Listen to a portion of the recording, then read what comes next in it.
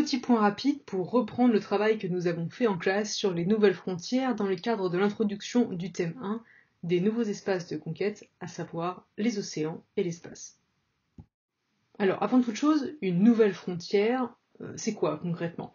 C'est la volonté de projeter une civilisation vers un espace encore hostile dans le but de se l'approprier. En fait, c'est très proche de la notion de front pionnier que vous avez dû voir en géographie les années précédentes. Concrètement, c'est à la fois du coup la limite de la civilisation et le front de la conquête, et ces nouvelles frontières, elles correspondent en fait à la notion américaine de frontier, ce terme qui désigne la frontière au sens pionnier, la conquête de l'Ouest, concrètement, donc l'espace ultime où nul homme n'a jamais habité. Alors, ces nouveaux espaces. L'Arctique intéresse les Américains et les Soviétiques depuis la guerre froide, le grand froid y rend pourtant difficile la projection de la puissance. Mais avec le réchauffement climatique, de nouvelles perspectives de circulation et d'exploitation des richesses sous-marines et terrestres s'ouvrent. Néanmoins, ce sont en fait plutôt les abysses qui font office de dernière frontière aujourd'hui.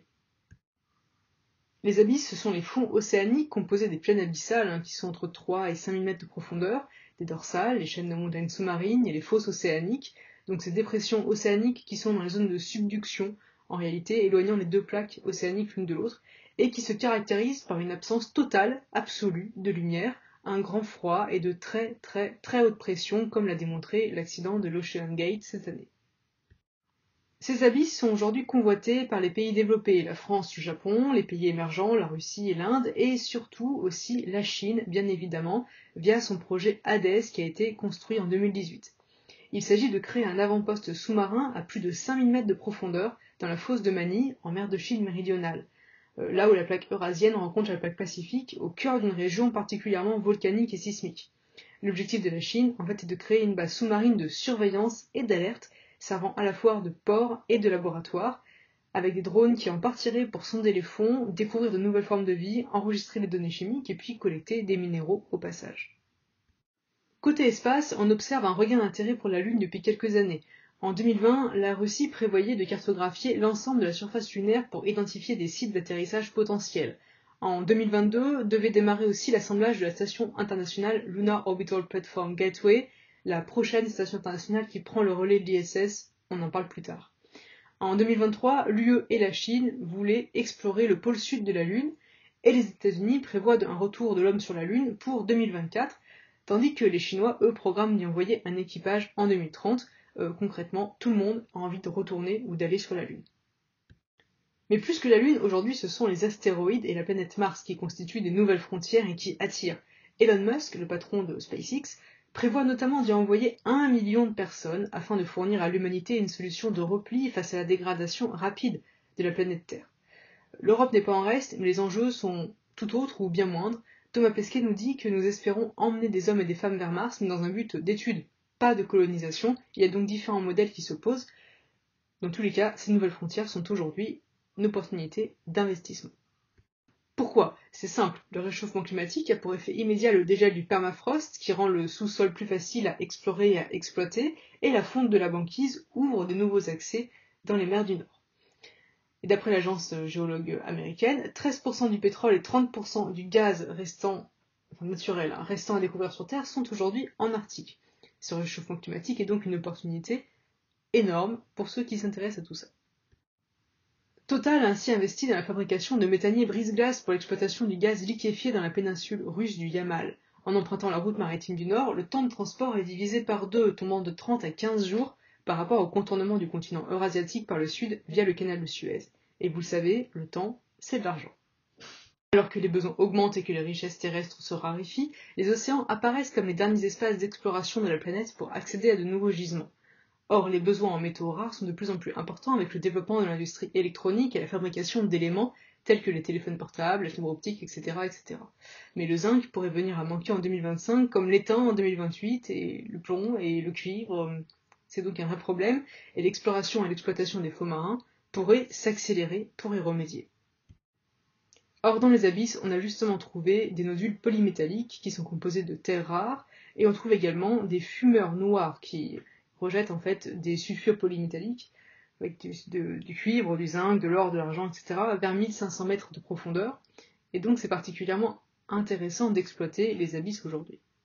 À tel point qu'au premier trimestre 2019, l'entreprise canadienne Nautilus devait immerger par 1600 mètres de fond au large de la Papouasie-Nouvelle-Guinée, en baie Bismarck, des engins tailleurs et broyeurs de pierre pour commencer l'exploitation d'une véritable mine sous-marine pour extraire l'argent, le platine et l'or dans le cadre du projet Solwara 1.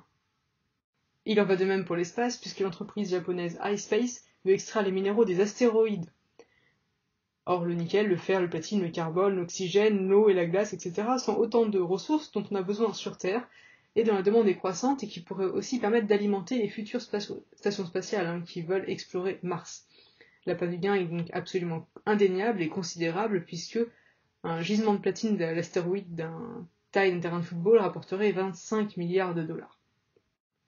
La Lune est quant à elle convoitée pour ses minéraux dont le titane et le lithium qui font partie des métaux rares utilisés dans la fabrication de produits électroniques ou encore l'hélium-3, un élément rare sur Terre qui pourrait servir de carburant à la fusion nucléaire sans produire de déchets radioactifs, ce qui serait une vraie solution. Enfin, le tourisme spatial constitue une autre opportunité d'investissement, d'autant qu'il est considéré comme le prélude à la colonisation via l'abaissement du coût des lanceurs et la création de supports de vie en circuit presque fermé. Aujourd'hui, le prix de lancement d'une visite dans l'espace par Virgin Galactic est 80 fois moins cher que le coût du voyage de Denis Tito sur Soyouz en 2001, et donc le rêve spatial n'est pas à la portée de tous, c'est 250 000 $ le billet, le même prix qu'il fallait pour descendre dans l'Ocean Gate, mais ça devient accessible, en tout cas ça devient suffisamment peu cher pour que des particuliers, certes très riches, mais quand même des particuliers, puissent se l'offrir. Enfin, on a beaucoup parlé de conquête et de développement, de l'exploration dans les océans et dans l'espace, mais cette conquête, elle comporte des risques. Le 28 janvier 1986, la navette spatiale Challenger explose après seulement 45 secondes de vol et son équipage est bien évidemment tué. Diffusé en direct, l'accident porte un coup d'arrêt au programme de vol habité américain qui sera finalement abandonné après un nouvel accident avec la navette spatiale Columbia cette fois-ci en 2003. Le 12 août 2000, c'est le Kursk, le sous-marin nucléaire lanceur d'engins soviétique, enfin russe à ce moment-là, qui sombre suite à une explosion de torpille. Bien qu'il ne repose qu'une centaine de mètres de profondeur, le navire comptant une vingtaine de survivants ne peut être secouru. En tout et pour tout, 118 morts sont à déplorer.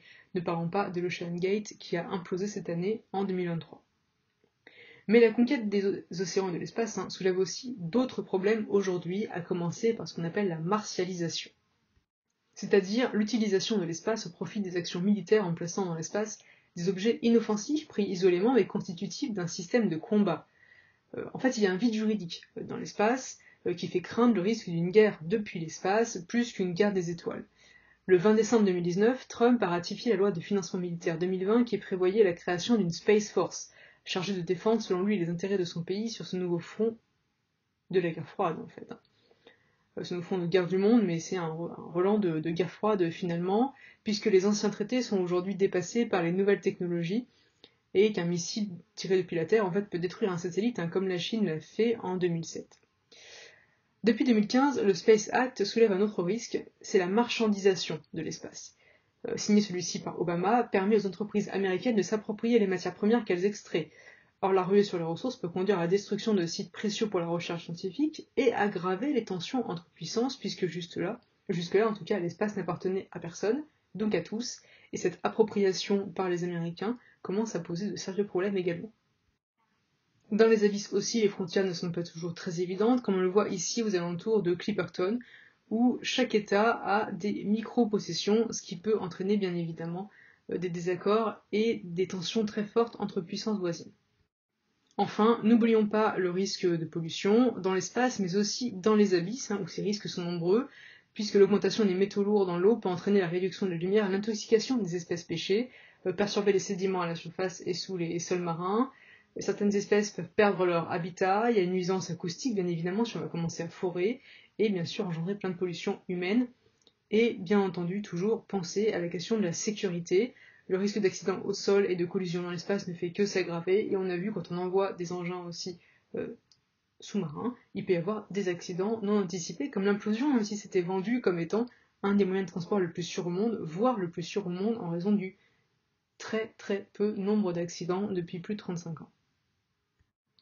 Cette vidéo était un peu rapide, un peu confuse, je m'en excuse d'office pour vous. Si jamais il y a des questions, surtout n'hésitez pas à les poser en classe. À la prochaine fois.